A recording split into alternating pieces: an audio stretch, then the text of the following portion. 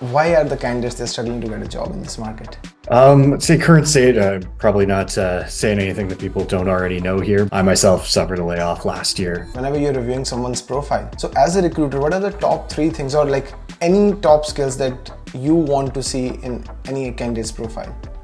Really depends on the role, obviously, but I would say just being clear about And these days, there's a panic among students that recruiters they're using some sort of magical tools or ATS. What are the key things that we as a candidates we need to know about this particular? yeah, you brought up a good point. I know there's a lot of conversation about whether or not these are actually being screened by humans. I can assure you that. And is there any recommendation for the length of resume? I know like generally it's recommended to have one page resume. A high percentage of people can get away with one page, but as you get more developed into your career, it becomes a lot harder to limit it to one page. So, Hey Phil, first of all, thanks a lot for spending your time and joining this call. yeah, no problem at all. And Phil, before we ask you any questions about the IT industry, and I know the job aspirants, they're very eager to learn from the recruiter's perspective how they should bring up their applications. But before that, can you please introduce yourself to the audience? Yeah, absolutely. So my name is Phil Mosier. I'm a recruiter based in Winnipeg. Over the last, yes, probably about 6 years or so, I've been recruiting largely in the IT space. I'll do some kind of one-off searches elsewhere, but it's been largely in the IT space, both internally for clients as well as kind of in an agency setting.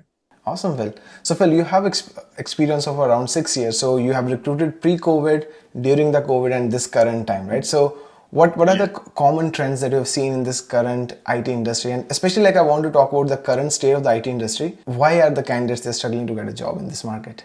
I'd say current state, probably not saying anything that people don't already know here, but it's been pretty slow over the last couple of years. I myself suffered a layoff last year as well. Now I'm representing top tier talent group, so that's where I'm at now, recruiting mostly on IT jobs again. That being said, yeah, it's been slow, but it's starting to pick up. I've seen a lot of increase in kind of client activity and having just kind of more conversations, whether that's for roles before the end of the year, but largely it's for Q1 of next year. The conversations have been Awesome. And Phil, whenever you're shortlisting the candidates or whenever you're reviewing someone's profile, so as a recruiter, what are the top three things or like any top skills that you want to see in any candidate's profile? really depends on the role, obviously, but I would say just being clear about kind of what you did, how you did it, and why you did it that way, sort of thing, is kind of how I explain it to candidates, whether that's from an interview or from application standpoint or on a resume. Just making sure that it's clear. Also helps. It goes a long way to have a little blurb on what the company itself did. So I've seen a couple of resume templates that incorporate that, and I think that's one of the better, newer ideas that I've seen. Or it's becoming more common. I think it's just a little thing like, say it's a recruitment agency. It's like top tier talent. We recruit in like a variety of different industries. I focus on IT, sort of thing. Just kind of have like probably about 15, 20 words on what the company does. So then I, as the recruiter, don't have to go Google it if I'm not familiar with what the company does. Yeah. And Phil, you have talked about like it depends upon how, like what kind of profiles that you're applying for. And if you specifically talk about the IT roles, right? As per your experience, because let's say someone has experience which can be transferred to one or two different IT profiles. And generally it's recommended that you tailor your resume as per the job listing that you're applying for, right? So I want to get from a recruiter's perspective, what does this tailoring exactly mean? And someone who is just entering into an industry, right? For them, it might be a bit of the complicated process when it comes to someone who has already switched like one or two jobs in the industry. So if we have to tell them like, what does exactly it mean to be tailoring your resume when you're applying for different job roles? Yeah, and it doesn't have to be a brand new resume every time. Obviously, I know there's tools out there like Teal that make it quite easy to kind of have your resume template, and then you change a couple things here and there to kind of match. The biggest thing would be making sure that the keywords from the job description are in there. So, say you're a front end developer, instead of just say, and it's a job that requires React, like instead of just saying JavaScript, make sure that you have like the proper frameworks in there. Because as the recruiter, like you can make some assumptions based on what their resumes are saying, but largely you're kind of looking to make sure that the person has what you're looking for in terms of experience. Awesome. And Phil, you have talked about mentioning the keywords, right? And whenever we as candidate, we think about keyword, the very first thing that comes to our mind is the ATS. And these days, there's a panic among students that recruiters, they're using some sort of magical tools or ATS, which doesn't let their application pass till the stage where a human recruiter is actually reviewing that. So from your perspective, I want to understand what exactly this ATS is and what are the key things that we as a candidates, we need to know about this particular software technology, whatever you guys are using. Yeah, so an ATS, if for those who aren't familiar, it's an applicant tracking system, kind of like a CRM, but for applicants to a job or to a company in general.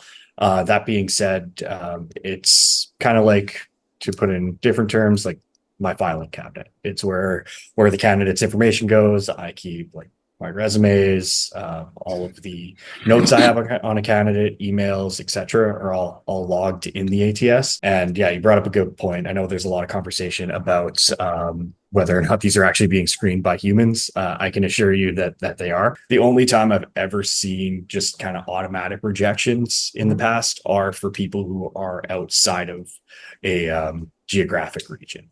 So you can have a filter where it's a job in Canada, and it's like we only want people that are currently located in Canada, because whether they can't offer sponsorship or they want something sooner than having to wait for the immigration process and all of that. It's not uncommon to have those be automatically filtered out just because they're not relevant because of location. Okay. And Phil, like once we apply, it goes to ATS and then recruiters, they try to shortlist the candidates. But from your perspective, how is the application process? Let's say you open up an application on LinkedIn that you're hiring for, let's say a data engineer or data analyst, right? So from your end, what's the general process after you post it on LinkedIn? Yeah, so it's usually better. I always recommend for candidates or for people that I speak to that ask for advice on it, to go directly as opposed to applying on LinkedIn, because if you apply on LinkedIn, it'll probably take a little bit before it gets actually transitioned to the ATS. Okay. At least in my experience, I've noticed that there's sometimes a little bit of a delay in the uploading process. But yeah, does that kind of answer your question? Or So you mean we should go to the career website of that company itself and then apply yeah, before applying on LinkedIn? yeah, instead of doing easy apply or doing it through LinkedIn, and often LinkedIn will just direct you to that site. And one other thing I'd point out is I know people get scared off when they see the application number on LinkedIn, where it'll say like 200 plus applicants or whatever. Yeah. Don't be discouraged by that. That's just tracking clicks for the most part. So Oh. of those, I would say the breakdown I usually give is about 75% of them probably didn't even apply, maybe a little bit less than that. So maybe say it's 50-50, and then from that, of that 50%, how many of those people are actually qualified? Who's to say? You do get a lot of people that just think, hey, I could do this job, despite not having kind of that background. And Phil, you just said very interesting thing that you yourself are looking for the candidates, right? So if I have to ask from recruiters' perspective, that currently in job market there are a lot of capable candidates who are qualified for the jobs, right? And if you, let's say, upload a job posting on LinkedIn or even on the company's website, you will get hundreds and thousands of job applicants in under 24 hours. But still, a recruiter like you are out in the market trying to look for the candidates. Like even after having so much of candidates in the candidate pool, you have to go into the market and look for the candidates. Yeah, largely that's just because we haven't had, say it's a brand new job that we're currently working on in a different area, that like maybe it's a different city, maybe it's a different industry, trying to find people that have that direct experience, whether it's with a competitor or in the area. But that being said, yeah, like it's the easiest way is just go through applicants first, and from there, then you know how much kind of go to market you'll have to do. Okay. But generally speaking, from my standpoint, I'm approaching passive candidates a lot more than I am active ones. Awesome. So from your words, I'm able to understand, like in case I'm into the job market and the very first thing that I need to have is an optimized LinkedIn profile, and number two, it should be complete reflecting upon what sort of experiences I have. Is it correct? Yeah, absolutely. And just kind of having those keywords, making sure that it's up to date, and just kind of showing what makes you unique to another candidate. Okay. And since we have already talked about resume, that they should be mentioning all those keywords and all the relevant skills, right? There's one thing that particularly bothers the IT candidate is the cover letter, because whenever we are applying on the different job postings, there are two sections. One is to upload resume and the other one is to upload a cover letter. So my question is, how much difference this cover letter makes, and in case I have to write a good cover letter, so you as a recruiter, what do you expect me to write in that particular cover letter? I'm more on the candidate side of this. I'm not crazy about cover letters myself, because they all kind of tend to be repetitive, or just, like I don't think they're really indicative of the quality of a candidate every time.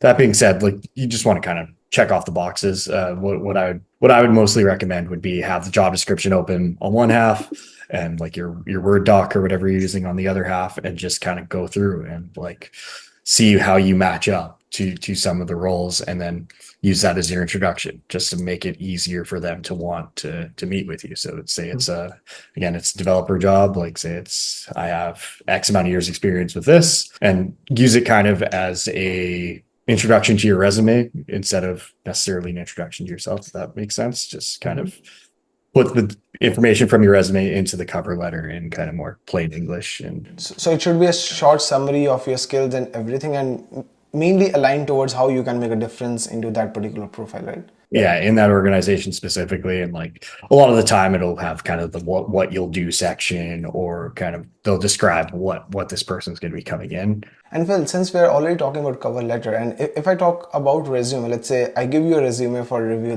for a particular profile, right? Two questions on that. First thing, how much time do you ideally spend on one single resume to review that? If you are like, are you selecting that candidate or rejecting that? And what are the top things that you would see on a resume? Yeah, I'd say I don't know how long I spend. I know there's been studies that say it's about 10 seconds. That's probably not far off. Initially, when I pull one up, is I'm going to read the summary, Okay. because hopefully that gives you kind of the Cole's notes on what the rest of the document's going to have, and then I'm going to look at a job title, company, and years of experience from there. If those are all aligned, then I'll do a bit of a deeper dive, because those are kind of usually disqualifiers, right? It was like if we're looking for a senior role and this person has like one internship, it's like, Yeah. unfortunately you're not ready for the people leadership part. We're talking 5 or 6 years. And is there any recommendation for the length of resume? I know like generally it's recommended to have one page resume to make the life of recruiters easier, so that they have everything in very short format. From a recruiter's perspective, what would you suggest to the candidates? What's the ideal length for the resume? I'd say a high percentage of people can get away with one page, but as you get more developed into your career, it becomes a lot harder to limit it to one page. So expanding it to two, like I'm never really bothered when I see something that's 2 or 3 pages. That's usually fine by me when it comes up. But that being said, I have had people that have submitted 16-page resumes, and that's this might make me sound bad, but I'm not reading it. Like I can't. Yeah, just making sure that summary is tight. The bullet points associated with a company are good. Like you only probably need about 3 to 5 per at most. Yeah. And then especially in tech, having kind of that skills section. Awesome. Well, it was a great conversation. But before we wrap up our conversation, I want to ask you that as a candidate, what should be my top priority so that I can make a recruiter's life easy, and so that there's a high probability that you, like the recruiters, they shortlist my profile. Like if I have to rephrase this question, what are your top pain points that you see that the candidates are not following, or something, the wrong trends that have been followed by the candidates?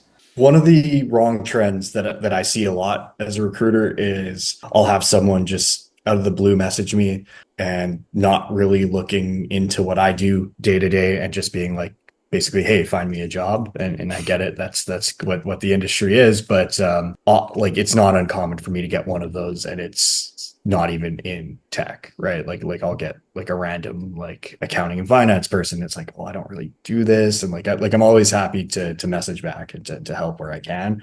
But making it easier for us to try to help you by like, say, hey, I came across your profile, see you recruit in tech. Like I'm actually a data analyst. I've been here for X amount of years, looking for any opportunities to work together, or just looking for like kind of being more direct in what your ask is, instead of just the general, do you have a job for me kind of thing. That totally makes sense. Awesome. I think that's it for today's talk, Phil. And once again, thanks a lot for sparing our time and sharing the valuable experience with me, with all the job aspirants. And I'm pretty sure this is going to help them a lot. Awesome. Thank you so much. Thank you.